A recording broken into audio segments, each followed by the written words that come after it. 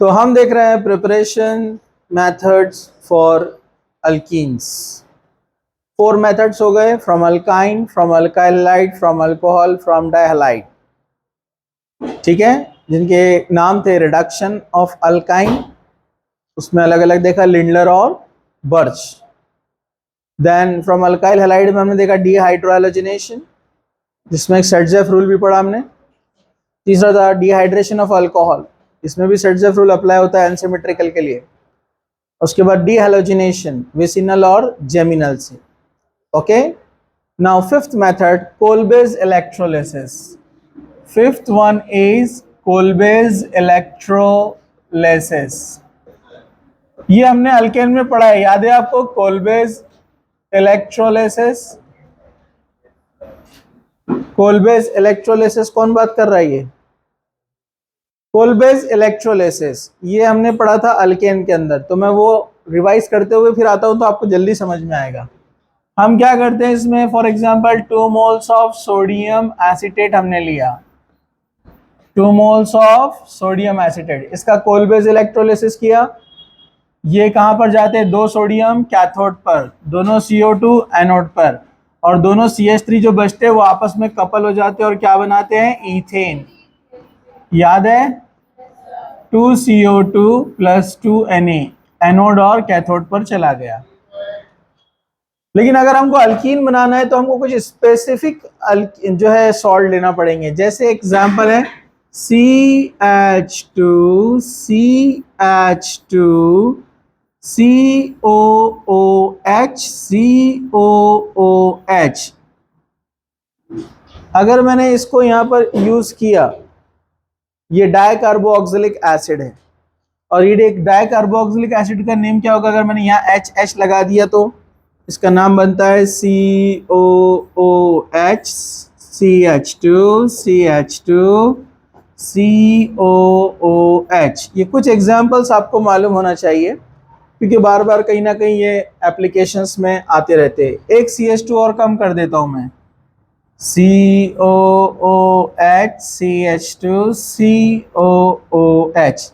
एक CH2 और कम कर देता हूं मैं, COOH COOH।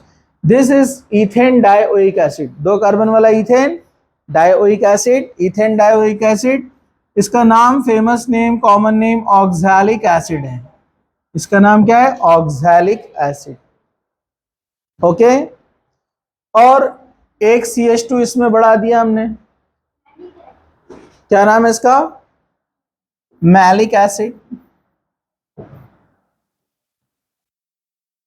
और एक CH2 बढ़ा दिया, सक्सिनिक एसिड। याद आया कुछ?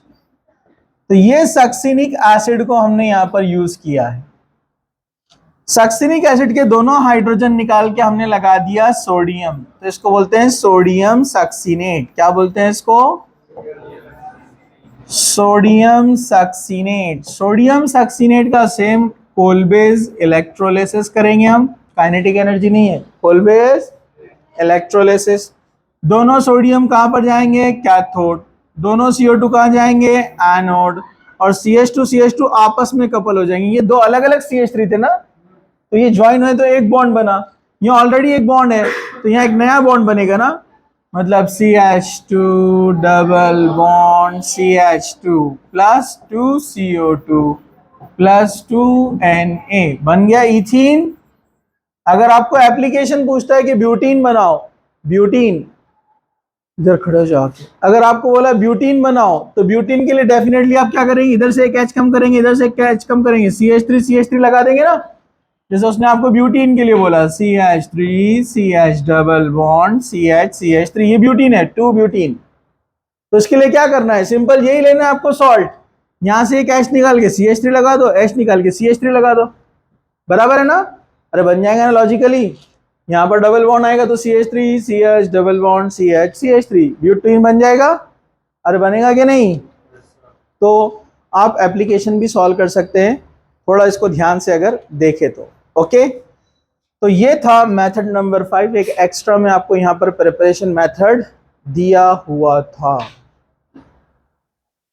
आगे बढ़ते हैं, सब लोग तैयार हैं? कुछ अप्लाइड वाले मेथड्स भी आएंगे एप्लीकेशन टाइप में 12th के अंदर, तो अभी हम उसको नहीं देखते हैं। कुछ क्वेश्चन हो सकता है उससे रिलेटेड आपके बुक्स में आएंगे एमसीक्यूज में, वो आए तो अभी छोड़ देने का या पूछ लेने का मेरे से, क्योंकि उसका रिलेशन है दूसरे रिएक्शंस के साथ में जो आपके नहीं हुए, इसलिए हम उसको 12th वाले पार्ट में ही देखेंगे। ठीक है, अभी ये 5 प्रिपरेशन मेथड्स, इसको ध्यान से अच्छे से याद रखने का। ओके ठीक है, चलो अब हम आगे बढ़ने वाले हैं।